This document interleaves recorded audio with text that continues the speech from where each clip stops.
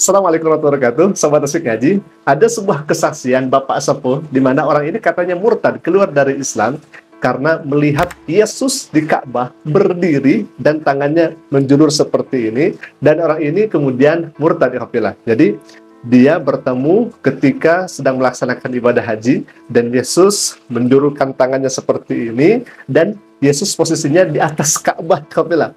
Baik, kita akan lihat bagaimana videonya dan kita akan reaksi bagaimana pernyataan-pernyataan yang kemudian hemat kami ini di luar nalar ikhwafillah, sangat-sangat di luar nalar. Baik, kita akan lihat dulu bagaimana isi dari pernyataan dari Bapak ini. Silakan ikhwafillah.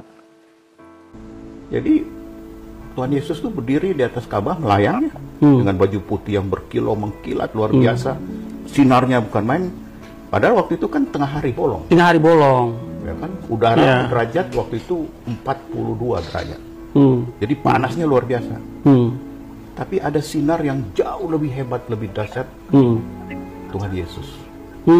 Jadi waktu melihat menengok ke atas ada penampakan ya. Ada penampakan. Tuhan Yesus dipastikan bahwa itu adalah kayak cahaya. Ya. Benar. Jadi Tuhan Yesus menggunakan jubah putih, ya, rambutnya gondrong segitu. Jadi seperti memberkati.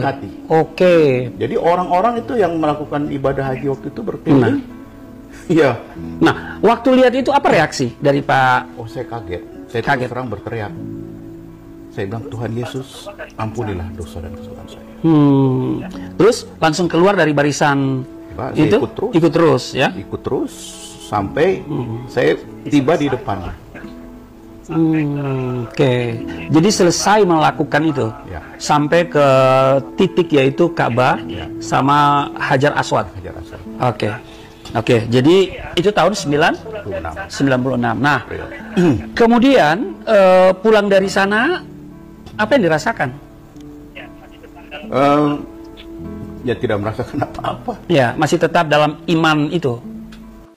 Baik, alhamdulillah. Ini sangat menarik. Ketika Bapak ini melaksanakan ibadah haji, tepatnya dia melaksanakan tawaf. Kemudian di tawaf yang kelima putaran itu, dia nengok ke Ka'bah dan di atas Ka'bah itu ada Yesus berdiri, kemudian melayang-layang dan tangannya dulur seperti ini. Apa yang kemudian dikatakan oleh Bapak ini? Katanya Yesus sedang memberkati. Alhamdulillah.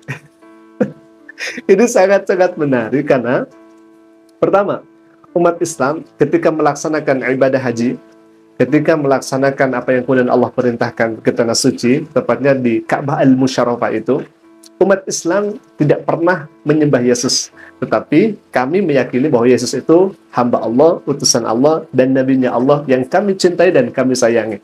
Nah, ketika kita melaksanakan ibadah haji, tentu kita melaksanakan perintah Allah untuk sujud, tunduk, patuh kepada Allah Subhanahu wa taala. Dan Ka'bah ini merupakan kiblat, arah bagi umat Islam. Jadi umat Islam tidak menyembah Yesus. Nah, pertanyaannya kemudian, kenapa Yesus datang ke Ka'bah Al-Musyarrafah? Bukankah banyak gereja-gereja, jangankan di luar negeri, di Indonesia saja, kenapa Yesus tidak datang ke gereja? Kenapa Yesus tidak datang ke tempat yang kemudian mereka yakini bahwa itu adalah tempat ibadahnya non-Muslim dan Kristiani? Kenapa tidak datang ke sana? Ini malah yang kemudian dipilih oleh Yesus itu datang ke tanah suci Al-Mukarramah, kemudian menjulurkan tangannya seperti ini, seperti yang sedang memberkahi. Begitu ya, alhamdulillah. Maka hemat kami, ya kami tidak percaya, sedikit pun tidak percaya apa yang kemudian disampaikan oleh Bapak ini, alhamdulillah. Itu yang pertama. Yang kedua, ketika Yesus melayang-layang di atas Ka'bah Al-Musyarrafah itu, kenapa yang hanya melihat itu Bapak saja? Kemudian orang-orang di sana yang ikut melaksanakan ibadah haji tidak melihat Yesus di atas Ka'bah Al-Musyarrafah. Kenapa hanya Bapak saja? Kalau misalkan seperti itu, berarti pilih kasih. Artinya tidak adil. Bukankah di atas Ka'bah itu agar terlihat oleh orang banyak? Bukankah di atas Ka'bah itu agar tersaksikan oleh orang banyak di sana? Tetapi justru yang hanya melihat itu adalah Bapak sendiri. Atau jangan-jangan kalau misalkan Bapak hanya melihat seorang diri dan orang lain tidak bisa melihat, atau masalahnya ada di Bapak.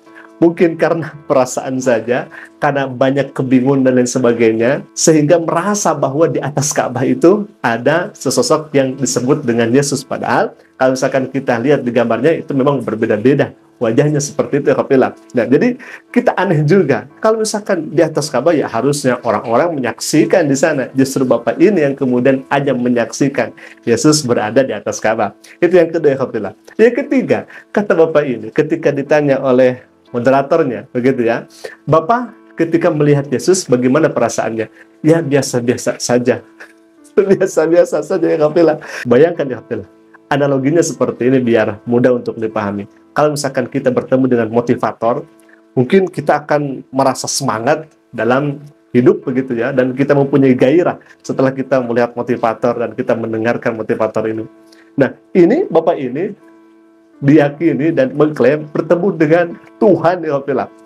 Bukankah seseorang yang bertemu dengan Tuhan ya minimal menjadi nabi kafilah? Walaupun Nabi Musa alaihissalam baik dalam perjanjian lama atau dalam Al-Quranul Karim itu tidak pernah melihat Tuhan ketika di dunia ini. Kenapa? Karena tidak kuat kafilah, tidak kuat melihat Tuhan.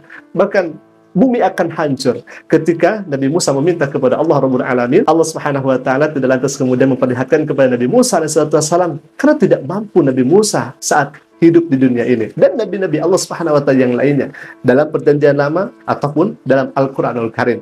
Nah, jadi Bapak ini katanya biasa-biasa saja, tidak ada perubahan dan sebagainya. Bayangkan dia bilang, ketemu Tuhan tidak ada perubahan. Ini ketemu loh ya bilang, ketemu langsung katanya. Subhanallah. Jadi kami sedikit pun tidak percaya dan kami yakini Bapak ini memang bohong ya bilang. Sangat-sangat tentara sekali apa yang kemudian disampaikan itu kebohongannya. Baik, kita akan lanjutkan lagi. Ini semakin menarik. Silakan Hafilah. Ya, satu contoh misalnya gini. Pertama kali saya tiba di rumah itu dari bandara. Udah waktu itu sholat duhur ya. Sholat duhur. Jadi ayo sholat katanya sholat. Nah itu sholat pertama sepulang dari haji ceritanya. Tapi saya nggak tahu gimana, pikiran saya juga lagi kacau pokoknya lah. Saya malahan berlawanan arah kiblatnya. Harusnya saya menghadap sana, saya menghadap ke sini. Keliru. Jadi keliru ya. Baik, katanya Bapak ini semenjak bertemu dengan Yesus, kemudian pulang ibadah haji, orang ini melaksanakan ibadah sholat. Jadi aneh juga ya Bapak.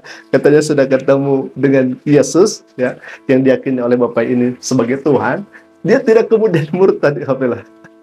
Jadi udah lama kemudian dia murtad. Aneh juga ya Hafilah. Kalau misalkan dia sudah bertemu, ya kenapa harus berpikir lagi? Kan dia ketemu dengan yang dianggap oleh Bapak ini Tuhan. Kenapa sampai dia masih melaksanakan sholat begitu? Dan orang ini katanya dalam pikirannya itu banyak kebingungan. Ya kalau bahasa kitanya stres gitu ya. Kemudian orang ini melaksanakan sholat dan kiblatnya juga salah. Oh, kami bisa menyimpulkan ya Hafilah. Kalau misalkan seperti itu, ya memang bisa jadi ada tekanan di dalam dirinya. Bisa jadi karena banyak pikiran di dalam dirinya, yang kemudian orang ini berpikirnya ke sana kemari, dan ternyata memang orang ini adalah sebelumnya non-muslim Alhamdulillah. Kemudian katanya dia masuk Islam, dan mungkin masih ada dorongan di dalam hatinya. Masih ingat kepada gambar-gambar, masih ingat kepada ibadah-ibadah dan sebagainya, ya otomatis orang ini mungkin masuk ke dalam agama Kristen kembali, alhamdulillah. Tetapi hemat kami untuk pernyataan-pernyataan dan kesaksian yang kemudian Yesus di atas Ka'bah melayang-layang, hemat kami itu sangat naif, sangat-sangat naif, alhamdulillah. Dan kami tidak percaya itu, alhamdulillah. Baik, mungkin itu hiburan dari kami. Semoga bisa menambah keimanan dan ketakwaan kita kepada Allah Rabbul Alamin. Sekali lagi, semoga video yang kami tayangkan menjadi hiburan, menjadi penambah iman dan penambah imun. Dan jika video kamu bermanfaat, silakan klik tombol subscribe-nya dan jangan lupa tekan juga notifikasinya agar setiap kami upload video baru, insya Allah akan menjadi pemberitahuan untuk kita semua. Assalamualaikum warahmatullahi wabarakatuh.